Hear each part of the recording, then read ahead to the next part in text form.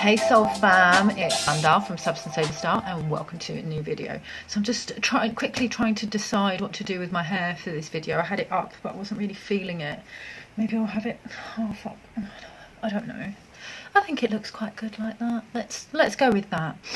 So yeah, just firstly I want to say thank you so much for being patient with me when I said in my last Instagram, not my last Instagram post, but I said in my Instagram post that I posted on Friday that I was going to take a little bit of time off from recording YouTube videos just because I was experiencing some anxiety and some stressful situations were coming up, and I was also busy working over the weekend, so I was just like, I'm not gonna burden myself with making a full-on YouTube video when I've got so much on my plate right now. So I had to deal with like an insurance claim from a motorcycle accident that I had like 2 years ago, and I've only got 1 more year to bring it to trial, so that was stressing me out.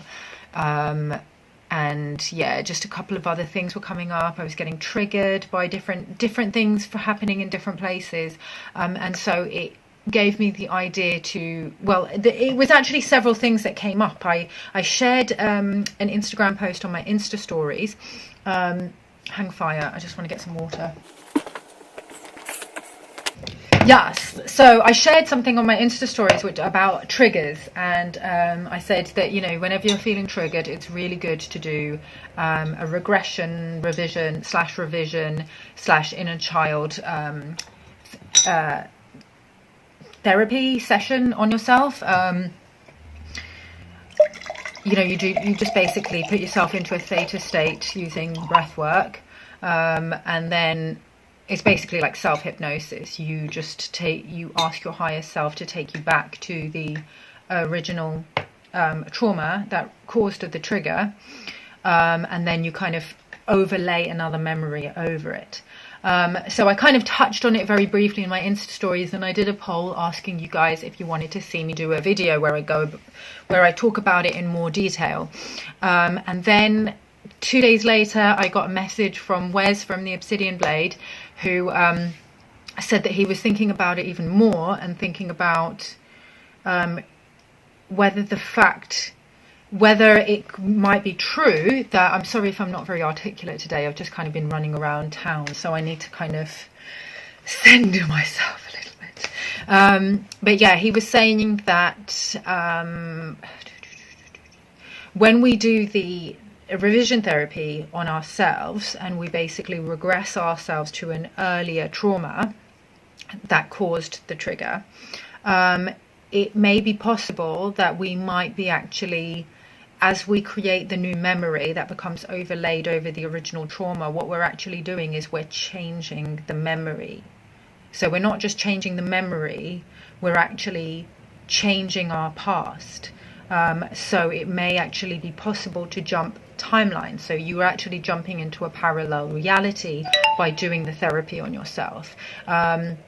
So, and I know this to be true, and I've discussed it I talked about it in my video, which I'll put a link to, occult symbolism in the Great Gatsby occult symbolism, or something like that, because there's a lot of references in that film to timelines and parallel universes and manifestation. And F. Scott Fitzgerald, who wrote the book, was a known Freemason, so he would have been familiar with these kind of occult topics. So yeah, that's basically what we're doing. Wow, I was thirsty.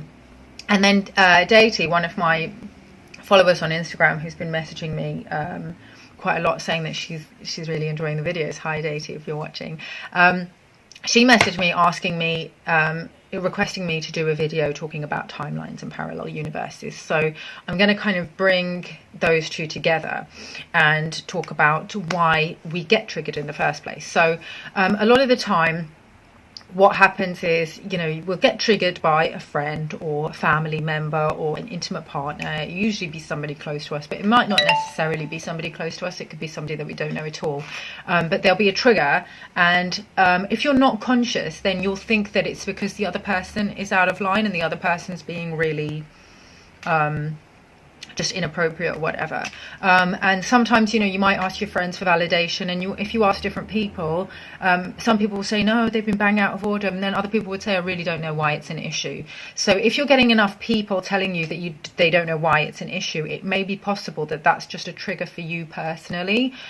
So like, for example, with me, I get triggered when, this is quite a trigger for me, if somebody puts their hand on my shoulder, like, for me, there's something so deeply patronizing about it that it really, really triggers me.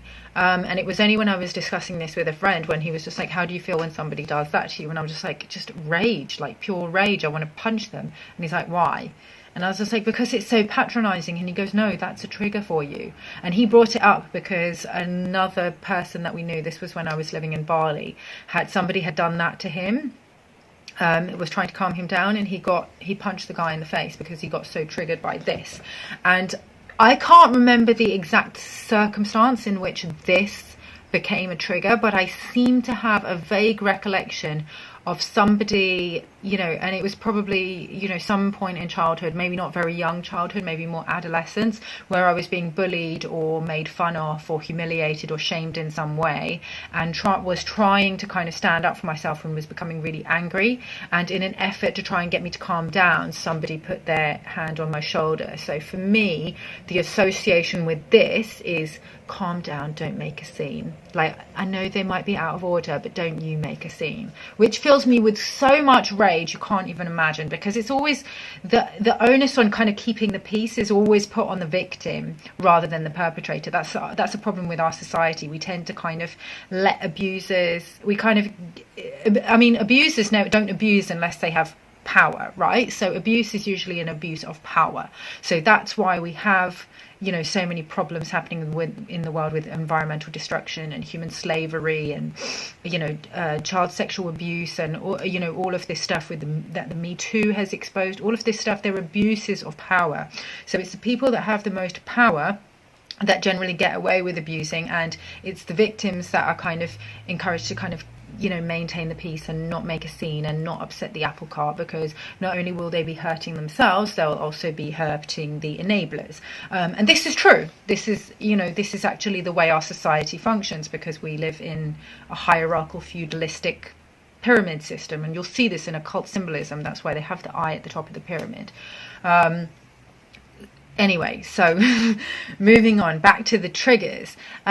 So a lot of the time what happens is when we experience trauma as a child, for example, what happens is, and it can be a very subtle form of trauma. It doesn't have to be, you know, something very, very extreme. You know, even when you're, you know, in your crib, you're crying late at night and you want some comfort, and one of your parents refuses to come, or for some reason doesn't hear you, doesn't come to comfort you when you're, you know, scared and vulnerable, and, you know, you're a child new in the world, so you don't know what's going on, you don't know what all this world is. It creates a very severe trauma, because it's basically it instills a belief that you're alone, that you are unloved, that there is nobody there to care for you, to care for your emotional and physical needs in that moment, because also young children don't really understand the concept of time. I mean, well, nobody really understands the concept of time fully, like, because we're three-dimensional beings. But for babies, it's even more... Sorry, I'm just changing the light. Oh, hello. Kind of like that. Yeah, so for babies it's even more extreme, because, you know, their perception of time is really, like, stretches out really long. So it doesn't even have to be a significant trauma to result in a trigger. But what happens is, when that happens, the way that the psyche is able to deal with that kind of trauma is by creating a personality split, a dissociation. known as cognitive dissonance. This is what cognitive dissonance is. So vegans will be well versed with the term cognitive dissonance. And I do want to do another video talking about the spiritual benefits of veganism, particularly with respect to reintegrating lost parts of ourselves that didn't want to see the truth of how things are. But when it, back to the, do you see how my mind works? This is just like a big brainstorm. Okay, so back to the original train of thought that I was talking about. When the original trauma happens, it causes a personality split. And these are basically fragments of our psyche. And the trigger is forcing you to go within, or encouraging you to go within to actually find the source of it. And the thing is, it will actually keep on coming up. If you don't recognize it, it will just you'll keep on getting triggered by situations that feel similar. They won't necessarily be the same thing, but they will give you a similar feeling. So the regression therapy is where you're able to get to the root of this, and it works in quite an interesting way. And I was actually, I'd heard about it, but I didn't think, I was just like, that sounds really woo, doesn't sound like it would really work. But I tried it actually a couple of times last year, and the first time I tried it was when I was going through quite a difficult period of my life, a kind of dark night of the soul, as it were. And when I tried to I put myself into a theta state using the breathwork hypnosis technique, and I went into a childhood memory, but because I was not emotionally strong enough, I wasn't able to reparent myself. So when I saw my inner child experiencing that trauma, I just fell to pieces, because I myself wasn't in a strong enough place to parent any child. Like I was showing up as my own inner child in the world. Like, so you can try this technique if you want, but if you're experiencing any kind of depression or heartbreak or grief, you may need to do other things to kind of build yourself up, and I've done a couple of videos, where I talk about things that you can do to raise your vibration. I'll put a link to one of them that I wrote. Another one that you can do is dance. I find that dancing is amazing for raising your vibration when you're feeling particularly low. I did an interview with my friend Laura Cherry, who talks about dance as a form of somatic therapy, which moves stuck energy around the body.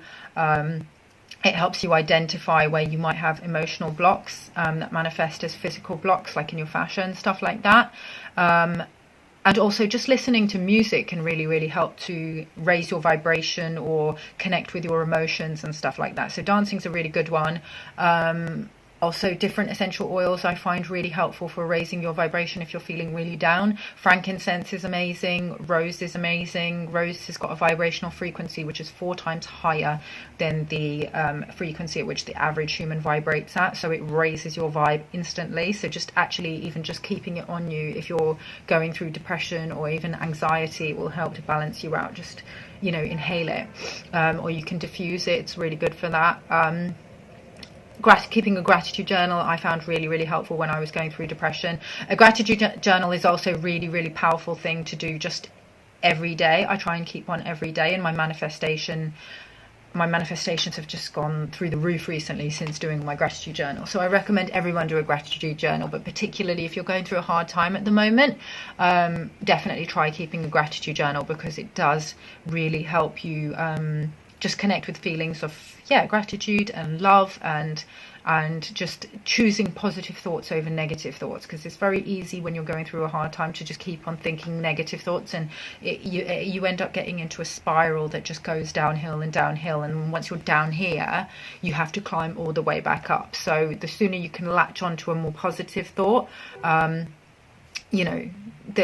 sooner you can actually start feeling better. But you do have to decide to do it. So, not everybody's at the same stage. I can do another video where I talk about the techniques that I've used to, that I used to fight my depression that I went through more than 10 years ago, and you know, I said at the time that I would never ever allow myself to go through depression again. And despite having been through several challenges in the last 12 years, I can, you know, honestly say that I have actually I've never become depressed again, because I developed really effective coping strategies that meant that I just never ever allowed myself to feel that way. So I can do another video about that. If you want to see that video, please leave me a comment in the description box below and I can do a video about that.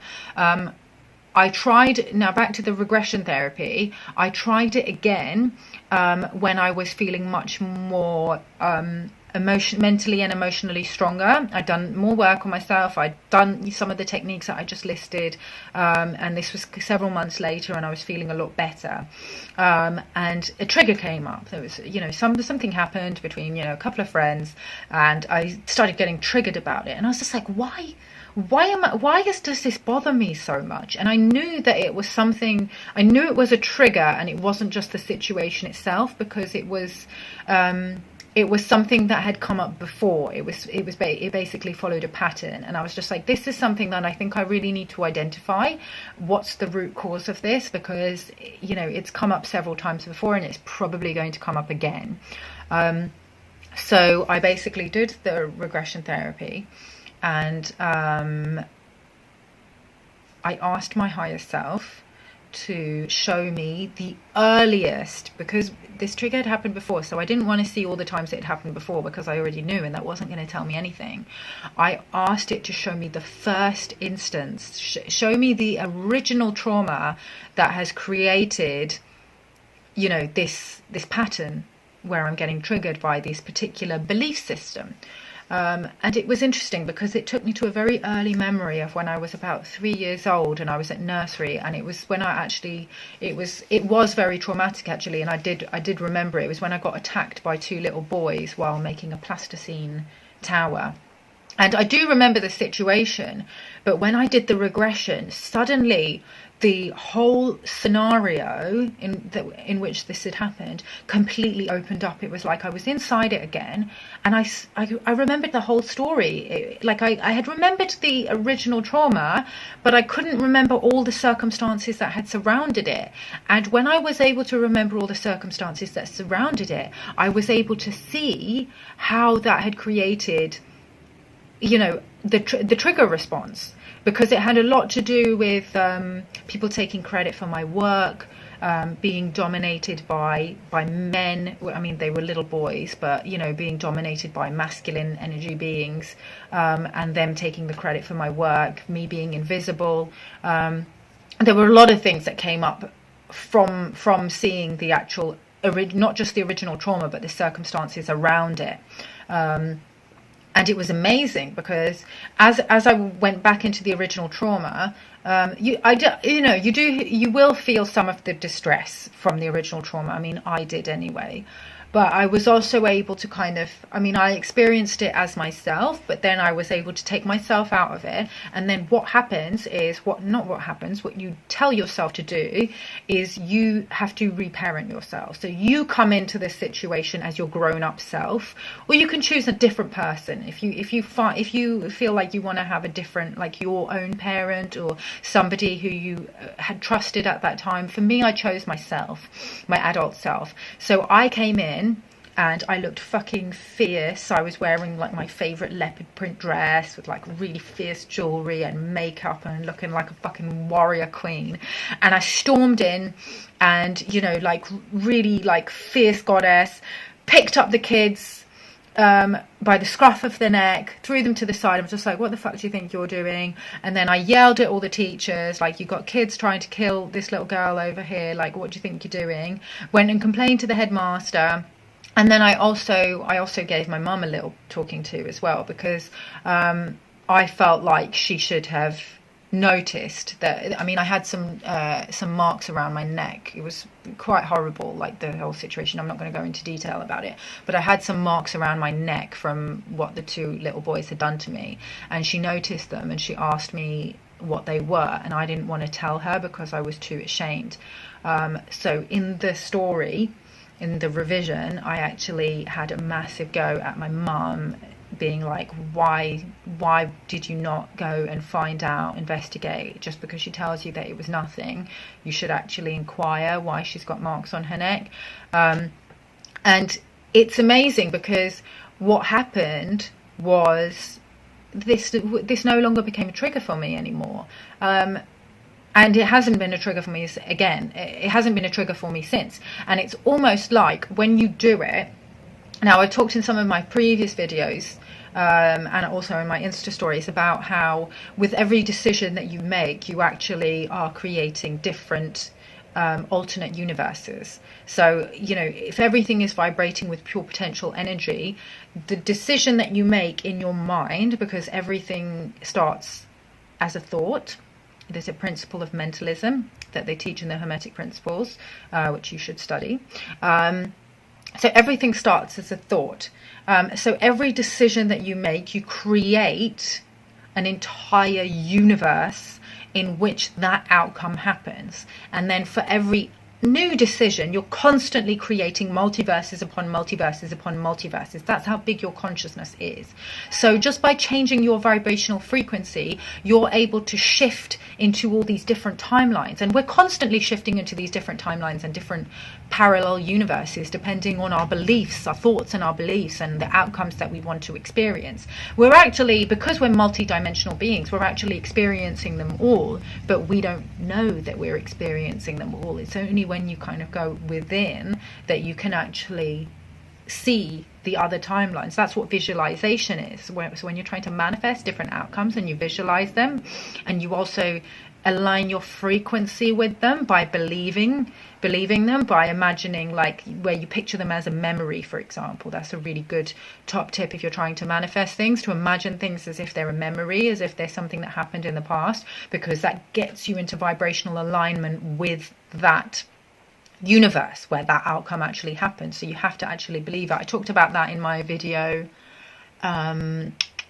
Law of Attraction, how I dropped two dress sizes, about closing the gap, and about, you know, when you're trying to manifest things, you basically have to, it can't be too dissimilar from your current reality, because you've got to jump through several multiverses to actually get to that.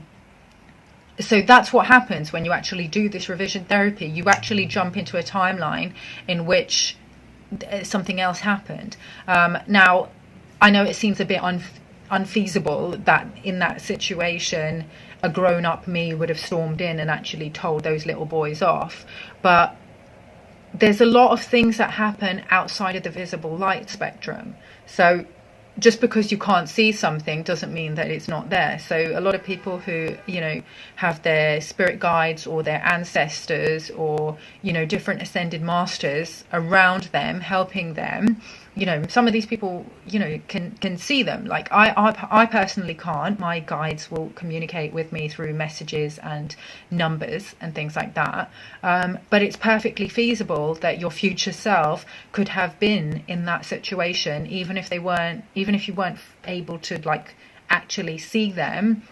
Doesn't mean that they weren't there giving you guidance. Just like when you imagine something, like say for example you have an ambition or a dream that you want to try and manifest, and you imagine it in your head, how do you not know that that isn't your future self sending you the memory of it? You don't, right? You don't know that, but I'm telling you that's what it is, because the time as we understand it is not linear construct. And I've linked this video before, but I'll link a video in the description box below that explains how a 2D being experiences 3D. Well, we as three-dimensional beings experience the fourth dimension, which is time, as if it's a linear construct, because we basically move through it from start to finish. But we can actually move back and forth between it using visualization, and as we start to ascend, we will be able to actually move through time as if it were a spatial dimension. So yeah, I mean, you guys asked for it. I know that was really, really woo, and you might not believe it, but you know, that's just that's just what my research has told me, and that's what my personal experience has told me. So that's what you're going to get. And if you want to research it more, I recommend you read the work of Greg Braden. I'm going to put a link to his book, The Divine Matrix, in the description box below. You should definitely give that a read. Also read the work of Dolores Cannon. She talks a lot about the different dimensions and 5D Earth and time, and she talks about a lot of different things. She will literally bend your mind around like a pretzel. So definitely read her. And then there was also another woman that I discovered. I haven't read her books though, but she has a YouTube channel where she talks about shifting timelines and parallel universes and changing the past and things like that. She's got a book called Reality Shifters, Cynthia Sue Larson, so I'll link her YouTube channel in the description box below. And yes, I think I might actually try and do...